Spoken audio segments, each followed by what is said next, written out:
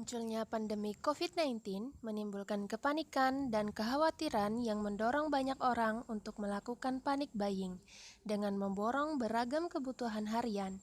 Jenis-jenis produk yang disasar dapat bervariasi, namun biasanya berkisar pada kebutuhan sehari-hari seperti makanan dan produk kebersihan. Panic buying adalah sebuah situasi di mana orang-orang membeli sejumlah komoditas dalam jumlah yang besar, yang diakibatkan oleh rasa panik atau cemas. Biasanya, individu yang tengah berada dalam situasi panik kurang memperhatikan harga dan juga seberapa banyak yang benar-benar dibutuhkan ketika ia berbelanja. Pada tugas UAS Psikodiagnostik 2 ini, saya mengobservasi lingkungan sekitar menggunakan teknik diary description tentang panic buying yang berkaitan dengan pandemi COVID-19. Adapun objek observasi saya adalah seorang ibu rumah tangga berusia 26 tahun bernama Muslimah. Pada tanggal 20 April 2020, menjelang bulan Ramadan, Ibu Muslimah sibuk mencatat sembari memikirkan barang-barang kebutuhan rumah untuk persediaan di bulan puasa. Ibu Muslimah merasa bahwa ia perlu membeli barang-barang keperluan itu untuk stok persediaan selama bulan Ramadan.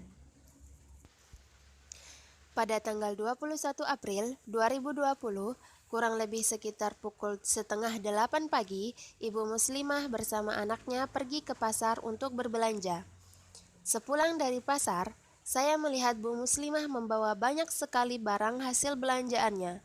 Ketika saya bertanya perihal barang belanjaan yang banyak sekali itu, Bu Muslimah menjawab bahwa ia memang sengaja membeli banyak sekali barang kebutuhan rumah untuk stok persediaan dan antisipasi krisis pangan serta antisipasi sebelum meroketnya. Lalu bagaimana peristiwa panic buying ini melalui pendekatan psikologi dan bagaimana alternatif solusinya? COVID-19 mengakibatkan individu kehilangan untuk mengendalikan perasaan diri atau sense of control.